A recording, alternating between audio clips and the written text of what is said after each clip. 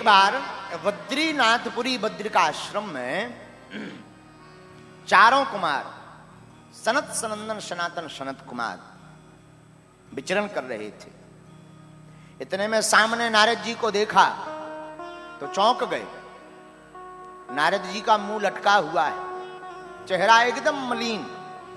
तो चारों भाइयों ने मुस्कुराकर पूछा, अरे भाई नारद जी, तुम अपना मुंह लटकाए कहां घूम रहे? और संतों का अगर मुंह लटका रहेगा तो गृहस्थियों का क्या हाल होगा? जब महात्मा ही पतो लगे कि देवी फरे विपत की मारी, पंडा कहे कला बता दे। जब देवी के ऊपर ही आफत हो जाए फिर पंडा कहां से कला पूछेगा? तो अगर महात्मा ही अगर मुस्कुराएंगे नहीं तो गृहस्थियों का क्या हाल होगा नारद जी? और तुमने कौन सी संपत्ति जोड़कर रखी है कि तुम्हारी संपत्ति कोई छुड़ा के ले गया? नारद जी बोले, भैया संपत्ति तो नहीं ले गए पर एक आफत बीत गई। बताओ क्या आफत हो गई? बोले, भैया हम आए थे इस लोक में सत्संग करने। और देखो एक बात सुन लो, स्वर्ग में तुम जाओगे तो स्वर्ग में और तो सब कुछ मिलेगा। तुम कहोगे कि हमें ये चाहिए वो चाहिए, तुरंत प्रकट हो जाएगी। पर स्वर्ग में तुम जाकर कहो कि हमें बागेश्वर वाले महाराज जी की कथा सुननी है, सो ठटरी बरजे। कथा मिलने वाली नहीं है। कथा अगर सुनना है तो इसी लोक में आना पड़ेगा। इस लोक का नाम है मृत्यु लोक। क्या नाम है? देवता भी अगर सत्संग सुनने आते हैं तो इसी लोक में आते हैं। और आपको एक रहस्य की बात बता दें, जहां जहां कथा होती है वहां किसी ना किसी रूप में अनेकानेक देवता आकर के कथा जरूर सुनते हैं, चाहे वो तुम्हारे रूप में हो या हमारे। तो नारद जी ने कहा, भैया और तो आपकी सब कृपा है, पर सत्संग करने को आए थे इस लोक में। फिर क्या हुआ? बोले फिर क्या? भैया हम सत्संग करने के लिए संतों के पास गए तो पाखंड निरता संतो विरक्ता सा परिग्रह तरुणी प्रभुता गे श्याल को बुद्धि दायका। संतों के पास गए तो बोले, भैया बड़ी आफत। बोले क्या? पाखंड निरता। कलयुग के ज्यादातर संत पाखंड में लिप्त हैं। और पाखंड का मतलब पापस्य खंडा सा पाखंडा। पाप का ही जो खंड है एक भाग, उसी का नाम है पाखंड। हाँ, तो नारद जी से सनत कुमारों ने कहा, तुम कहां कहां गए? अरे बोले पूछो मत। पहले के जमाने में महात्मा जितने बीतराग होते थे, जितने फक्कड़ होते थे, उतने सिद्ध माने जाते थे। आज के जमाने में महात्मा जितना वैभवशाली हो, 10-20 ठैया फॉर्चूनर साथ में होवे, 40-50 गनर साथ में होवे, बड़ी बड़ी बिल्डिंगें बनी हो, देश विदेश में आश्रम बने हो, भला ही उनकी एक माला ना जपत हो। अरे महाराज बहुत पहुंचे भय हैं। हाँ, पहले के जमाने में जितना फक्कड़ हो, जितना भजनानंदी हो, उतना ऊंचा माना जाता था। आज के जमाने में जितना वैभवशाली हो उतना ऊंचा माना जाता है। बोलो सीताराम। तो नारद जी बोले, भैया हम तो संतों के पास गए, पर लेकिन संतों की बड़ी दुर्दशा, कुछ की सबकी नहीं है। जो संत का चोला ओढ़े बैठे हैं वो पाखंडी। याद रखना, संत बनना सरल है, होना बड़ा कठिन। संत बनने के लिए कुछ ज्यादा नहीं करना है। 2.5-3 किलो माला पहन लो, अपनो 2.5 एकड़ में प्लाट में पोत लो बढ़िया चंदन, और बढ़िया पीरे लाल पीरे बना के बोलो बन गए संत। बनना सरल है, होना बड़ा कठिन है। साधु होना बहुत कठिन है, बनना सरल है। दाढ़ी मूछ ना कटवा लो, सीताराम, लो महात्मा जी हो गए। पर होना बहुत कठिन है। बोलो सीताराम। नारद जी बोले, भैया हम अनेक संतों के पास गए, पर काहे को? संत सब अपनी मस्ती में मस्त। तो सनत कुमारों ने कहा, गृहस्थियों के पास जाते। अरे बोले, गृहस्थियों के पास तो और बड़ी आफत है। कन्या विक्रयणो लोभात दंपतिना चकलकिनम। कलयुग के गृहस्थी भी बड़े खतरनाक। बोले कैसे? बोले श्याल को बुद्धिदायका। माता पिता की सेवा गृहस्थियों में जब तक श्रीमती जी नहीं आ गई, और जहां श्रीमती जी आई सो खुद की मति खराब, और सम्मति श्रीमती जी की चलत। हाँ, और जो व्यक्ति ज्यादा श्रीमती जी के चक्कर में रहता है, समझो उसकी दुर्गति दुर्मति हो जाती है। बोलो सीताराम। श्रीमती के चक्कर से हमें एक कहानी याद आई। हमाओ चेला चंगीला, हमाओ एक चेला है चंगीलाल। आजकल इतनी रोहिणी में रह रहा हो, 11 नंबर सेक्टर में, यहीं दिल्ली में उसने निवास बना लिया है चंगीलाल। एक बार चंगीलाल का मित्र मंगीलाल, मंगीलाल की लुगाई का नाम धनाबाई, तो मंगीलाल की लुगाई धनाबाई मर गई। अब जब मर गई सो मर गई। चंगीलाल अपनी पत्नी से बोलो, चंगीलाल की पत्नी का नाम मुन्नी बाई, तो चंगीलाल अपनी पत्नी से बोलो कि पड़ोस वाली तप गई। तो वो की लुगाई बोली क्या विचार है? चंगीलाल मन ही मन बोलो तुम कब जा रहे? पत्नी बोली क्या? बोले जो पूछ रहे कि हम जाना चाहिए सामने के नहीं? पत्नी ने कहा जाना तो चाहिए। अपन चंगीलाल मूर्ख आदमी, कौन पढ़ो लोगों? अंगूठा छाप, एकदम अंगूठा छाप चंगीलाल। मूर्ख चंगीलाल ने कहा कि और तो सब ठीक है, एक बात बताओ जाएं तो क्या करें? अरे बोले कुछ नहीं करना है, जो मन आए सो जाकर के बैठाओ, 2-5 मिनट बात कराओ। लेकिन उसके पहले पता लगा कि बगल वाले पड़ोसी की भैंसिया मर गई, भैंस। अब चंगीलाल बड़ो हैरान, पत्नी से बोलो बताओ किसके घर पहले जाएं? तो पत्नी ने कहा कि यहाँ जो जिसकी घरवाली पत्नी मर गई उसके यहाँ ज्यादा समय देना पड़ेगा, जिसकी भैंस मर गई 2-5 मिनट बैठ के हो आओ, पहले जल्दी निपटाओ इसको। तो बोले कहेंगे क्या? बोले कुछ नहीं, एक शब्द कहना, भैंसिया ढोर बछे हुआ है, पशु है, मर गई तो मर गई, चिंता मत करो, उसकी चिंता मत करो, मर जाने दो। अब पत्नी की शिक्षा ले रहो चंगीलाल। अब देखना क्या दुर्गति होती है श्रीमती की शिक्षा से। तो पत्नी ने शिक्षा दी कि कहना जो दूसरे वाले पड़ोसी की भैंस मर गई, कहना भाई पशु है, मर गई, कोई दिक्कत नहीं है, टेंशन मत लो, चिंता मत करो ज्यादा, घर से हमारे घर से काम चला लेना, जब तक व्यवस्था नहीं है, दूसरी भैंस नहीं आ जाती है, तब तक हमारे घर से काम चला लेना। चंगीलाल तो सीधा साधा आदमी गया और जो पत्नी ने सिखाया वही कह दिया, चिंता मत करो, रो मत, पशु है, मर गई तो मर गई, अब भगवान के ऊपर किसका बस है, जन्म मृत्यु तो ईश्वर के हाथ में, और जब तक नहीं है तब तक चिंता मत करो, हमारे घर से काम चलाओ। अब इतना कह के उसने कहा कि अब बगल वाले मंगीलाल लो जाओ, की तो घरवाली मर गई।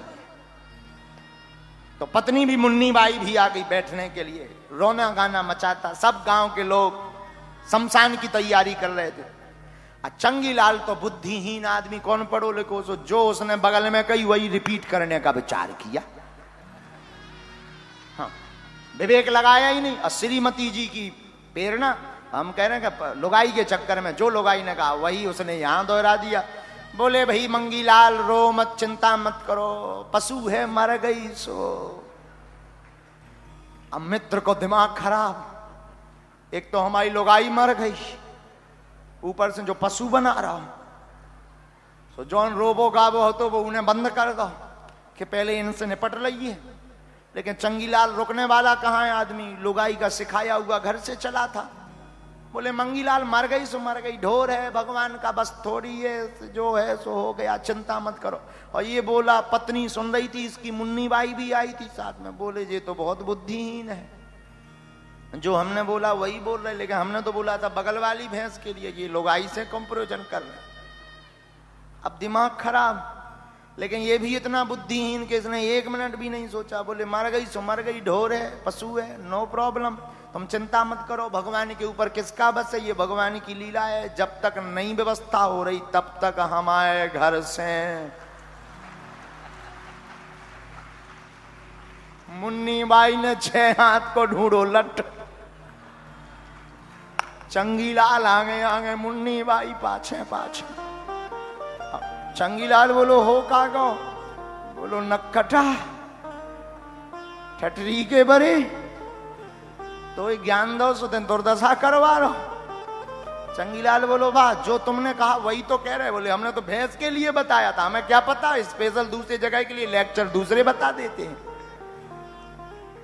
ये तो विनोद की बात है, जो घरवाली के चक्कर में रहता है उसकी ऐसे ही दुर्गति होती है।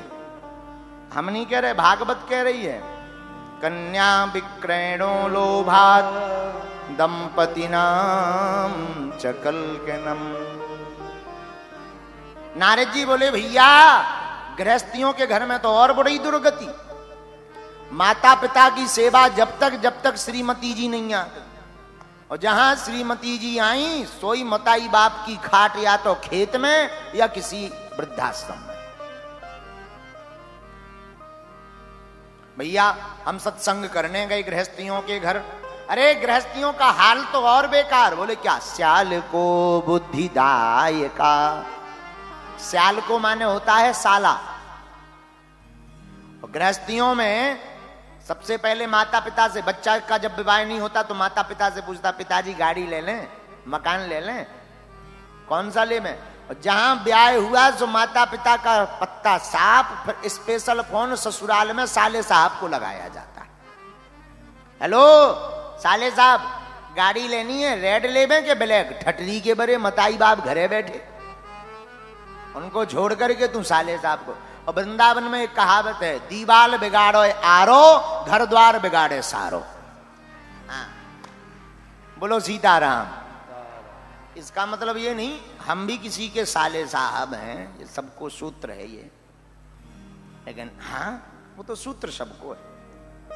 तो नारद जी बोले भैया जब गृहस्थियों में ये हाल देखा तो हमने सोचा कि यहां भी सत्संग मिलने वाला नहीं है। तो नारद जी बोले भैया फिर हम गृहस्थियों के घर से भी भागे, संतों के यहां भी नहीं मिला, गृहस्थियों के घर पे भी नहीं मिला। अब सत्संग मिले तो कहां मिले? श्रीधाम वृंदावनम एकम। हाँ एक जगह है वृंदावन, ये ठाकुर जी की भक्ति भूमि है, लीला भूमि है। यहां तो हमको सत्संग मिल ही जाएगा। नारद जी बोले भैया हम वृंदावन धाम गए तो तत्राश्चर्यम मया दृष्टाम श्रूयताम तन्मुनीश्वरा एका तु तरुणी तत्र खिन्नमानसा। नारद जी बोले भैया हमने वृंदावन में एक आश्चर्य देखा। क्या देखा? एक युवती स्त्री एक वृक्ष के नीचे बैठी है, उसकी दो जांघों पर दो वृद्ध लेटे हुए हैं। नारद जी बोले भैया हमने देखा बहुत सी स्त्रियां उस युवती स्त्री के नजदीक खड़ी, कोई पंखा जला रही, कोई पानी पिला रही, कोई आंसू पहुंच रही, पर वो रोए जा रही, एकदम रोए जा रही। नारद जी बोले भैया हमारा दिमाग खराब हो गया। एक तो श्रीधाम वृंदावन, ऊपर से ऐसी दुर्दशा। सोचा नजदीक जाया जाए, पूछा जाए क्या है। नारद जी बोले भैया थोड़ी दूर तक तो गए, लेकिन बाद में याद आया कि केवल स्त्रियां हैं, कहीं ऐसा ना हो हम जाएं वो पूछने लगे बाबा तुझे क्या लेना देना, हम स्त्रियों के समूह में तुम कैसे आ गए। तो नारद जी बोले भैया हम लौटने लगे, और जैसे ही लौटने लगे तो वो स्त्री चिल्लाई भो भो साधु क्षणम तिष्ठम मन चिंतानमपि नाशय दर्शनम तव लोकस्य सर्वथा गेहरम परम। अरे महात्मा रुकिए। नारद जी बोले हम रुक गए। महात्मा साधु संतों के तो दर्शन मात्र से ही दुख भाग जाते हैं, रुकिए। नारद जी बोले भैया हम नजदीक आ गए, और नजदीक आकर के पूछा क्या तुम देवी, कौन हो तुम? बद देवी साविस्तारस्य स्वस्थ दुखस्य कारणम। क्यों रो रही हो, क्या कारण है रोने का? बताओ, अपने दुख का विस्तार पूर्वक वर्णन करो। उस स्त्री ने क्या परिचय दिया जरा सुनना। अहम भक्ति ऋतौ ख्याता इमौ में तनयौ मतौ ज्ञान वैराग्य नामानौ काल योगेन जर्जरो। महाराज मेरा नाम है भक्ति देवी, और ये जो दुवृद्ध लेटे ना जांघों पर, ये हमारे पुत्र हैं। एक का नाम है ज्ञान, दूसरे का नाम है वैराग्य।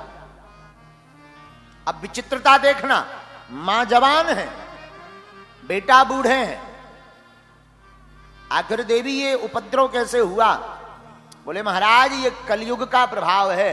कलयुग के प्रभाव के कारण मैं भक्ति और मेरे दोनों पुत्र ज्ञान और वैराग्य तीनों बूढ़े हो गए, लेकिन श्रीधाम वृंदावन आकर मैं तो जवान हो गई, पर मेरे दोनों बालक अभी भी वृद्ध के वृद्ध ही हैं। अच्छा महाराज, अगर मेरे दोनों बालकों की मूर्छा नहीं खुली, ठीक नहीं हुए, तो इदम स्थानम परित्यज्य विदेशम गम्यते मया, मैं ये स्थान छोड़ करके विदेश भाग जाऊंगी। नारद जी हाथ जोड़कर बोले ना ना ना देवी ऐसा मत करना, तुम मत विदेश चली जाना। अगर भक्ति ही भारत छोड़ करके विदेश भाग जाएगी तो भारत में फिर बचेगा क्या? आप चिंता मत करो, हम कोई ना कोई उपाय निकालते हैं। हमारे ठाकुर जी बड़े दयालु हैं। श्री कृष्ण चरणाम्बोजम स्मृति दुखम गमिष्यति। देवी यत फलम नास्ति तपसा न योगेन समाधिना तत्फलम लभते सम्यक कलौ केशव कीर्तना। देवी जो फल आपको यज्ञ से प्राप्त नहीं होगा, तप से प्राप्त नहीं होगा, वह फल कलयुग में गोविंद का नाम लेने से प्राप्त हो जाएगा। आहा, इसलिए देवी तुम चिंता मत करो, तुम गोविंद के नाम का गीत गाओ, दुख भाग जाएगा। और गोस्वामी जी ने भी इस बात की पुष्टि, कलयुग केवल नाम आधारा, कलयुग केवल नाम आधारा, सुमर सुमर नर उतरे पारा, सुमर सुमर नर उतरे पारा, कलयुग केवल हरि गुण गा, कलयुग केवल भैया हरि गुण गा, वही नर पा वही भव था,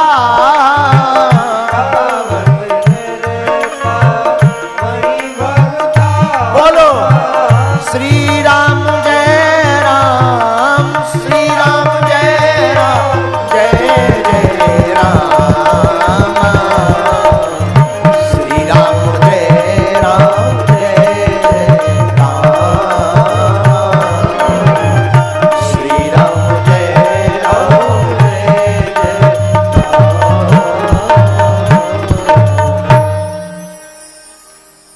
हे देवी, कलयुग में गोविंद का नाम ही एक उपाय है, हरि का नाम ही एक उपाय है। आज की कथा सुनने वाले पागलों, हम आपको भी कहेंगे, कलयुग में बेड़ा पार करना है तो ठाकुर के नाम का कीर्तन गाते रहो, भगवान की कथा सुनते रहो, यही सार है, बाकी सब बेकार। लेकिन कहना सरल है, मानना बड़ा कठिन। हम कहते हैं कि खूब कहते हैं भाई सब भगवान का भजन सार, बाकी सब बेकार। तुम कहोगे हाँ बात तो बहुत अच्छी है, लेकिन जैसे ही कथा पूरी होगी और पर्चा बनाऊंगा गुरु जी और तो सब ठीक है, जो बताओ धन नहीं बढ़ रहा हुआ ठठरी के बरे। कथा में तो जी ये समझा रहे हैं कि भगवान का भजन सार, बाकी सब बेकार। और अगर अर्जी कहो, अर्जी लगाओ, अर्जी महाराज बड़े आदमी अमीर बन जाएं। भैया सबसे बड़ा धन है गोविंद का नाम। क्या है? और वृंदावन में तो, श्रीधाम वृंदावन में जहां भक्ति महारानी विराजमान है, वहां तो पत्ता पत्ता भी गोविंद का नाम बोल रहा।